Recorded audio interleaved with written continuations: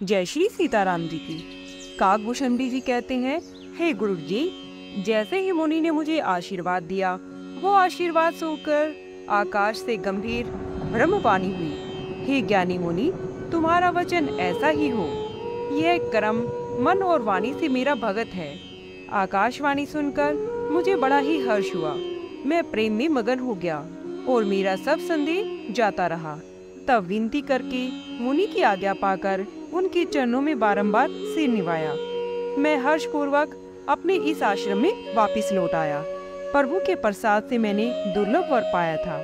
हे पक्षीराज, सुनिए, यहाँ बसते हुए मुझे कई कल्प बीत गए हैं। वहाँ सदा राम गुणगान गाया करता हूँ। चतुर पक्षी उसे आदर से सुनते हैं। श्री राम जी जब जब भक्तों के लिए अयोध्या में शरीर धारण करते हैं, तब तब मैं जाकर अयोध्या में रहता हूँ और बाल लीला देखकर मुझे बड़ा ही सुख मिलता है। फिर हे गुरु जी, श्री राम जी का बाल रूप अपने हृदय में रखकर अपने आश्रम में वापस आ जाता हूँ। जिस कारण मैंने कोई की देह पाई, वह सब कथा मैंने आपको सुनाई। हे तात, मैंने आपके सब प्रश्नों का उत्तर दिया। श्री राम जी की भक्ति की भारी महिमा आपको सुनाई। यह काक शरीर मुझे इसी कारण प्रिय है कि इससे श्री रामचंद्र जी के चरणों में प्रेम हुआ। प्रभु के दर्शन पाए और सब संदेह दूर हो गया। मैं भक्ति पक्ष पर हट करके अड़ा रहा, जिससे महर्षि ने मुझे शाप दिया। भजन का प्रताप तो देखिए, मैंने फिर से वही दुर्लभ वर पाया। ऐसी भक्ति को जानबूझकर छोड़ देते हैं और केवल ज्ञान के लिए परिश्रम करते हैं। वे मूर्ख अपने घर की कामधेनु को छोड़कर दूध के लिए आग के वृक्ष को खोजते फिरते हैं। हे पक्षीराज, सुनिए, जो लोग भगवान की भक्ति को छोड़कर दूसरे को उपाय में सुख चाहते हैं, वे षट महासागर को बिना नौका ही अपनी जड़ करने पर तैर कर पार करना चाहते हैं। शिव जी कहते हैं, हे भवानी, काकभूषणी जी के वचन सुनकर गुरु जी आनंदित होकर मधुर वाणी से बोले, हे प्रभु, आपकी कृपा से मेरे हृदय में संशय, दुख और मोह तथा भरम कुछ भी नहीं रहा। मैंने आपकी कृपा से पवित्र चरित्र सुने और शांति पाई। हे प्रभु, मैं आपसे एक बात पूछता हूँ, समझाकर मुझे बताइए।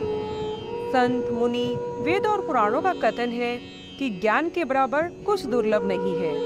वह ज्ञान आपसे लोमश ऋषि ने कहा। हे गोसाई, परंतु आपने भक्ति के बराबर उसका आदर नहीं किया।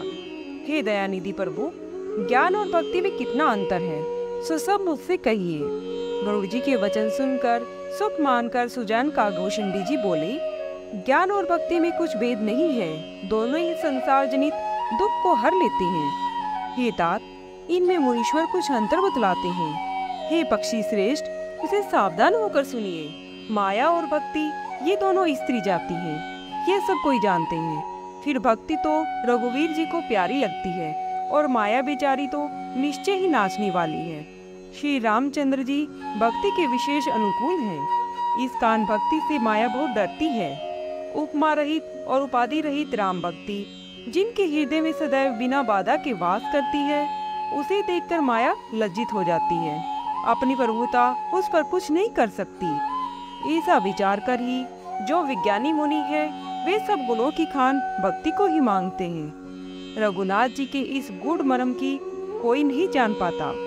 श्री रामचंद्र जी की कृपा से जो इसे जान पाता है, उसे सौपन में मोह नहीं होता। हे चतुर गुरु जी, ज्ञान और भक्ति का भेद सुनिए, जिसे सुनकर श्री रामचंद्र जी के चरणों में अविचल प्रेम उत्पन्न हो जाएगा। हे तात, यह अकथनीय कथा सुनो। यह समझने में नहीं आती, कहीं नहीं जा सकती। जीव ईश्वर का अंश है और अविनाशी, चेतन, निर्मल और स्वभाव से ही सुख की राशि है। हे स्वामी, यह माया के वश होकर तोते और बंदर की भांति फंस गया है।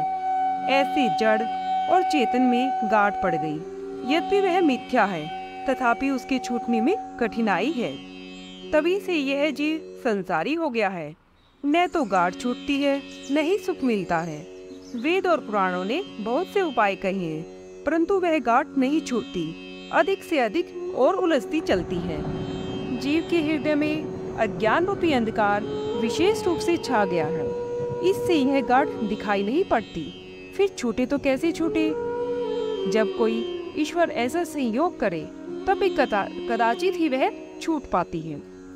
ईश्वर की कृपा से सात्विक श्रद्धा रूपी कामधेनु यदि जीव के हृदय में आकर बसे और जब तब व्रत यम नियम आदि उत्तम धर्म और आचरण जो वेदों में कही गई हैं, उस धर्मचारी रूपी घास को वह गाय चरे और शुद्ध भाव रूपी बछड़े को पाकर पासुरे। विषयों से हटना रस्सी है, विश्वास वर्तन है, वह स्वयं अपने वश में रहने वाला शुद्ध मन अहीर है।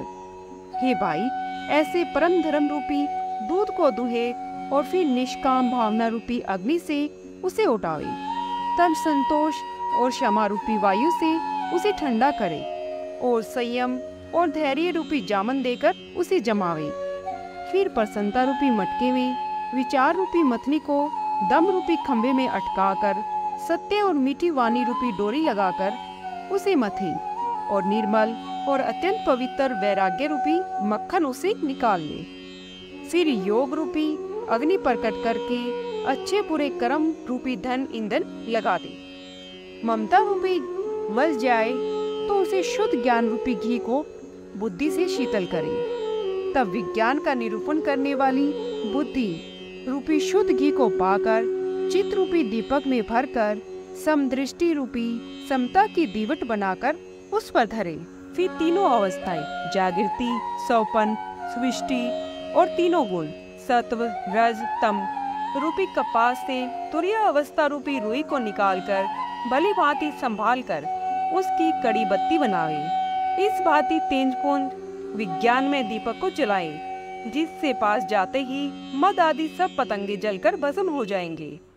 मैं ब्रह्मा हूँ, यह जो अखंड विचार है वही उस दीपक की बड़ी ही तीक्ष्ण लो है।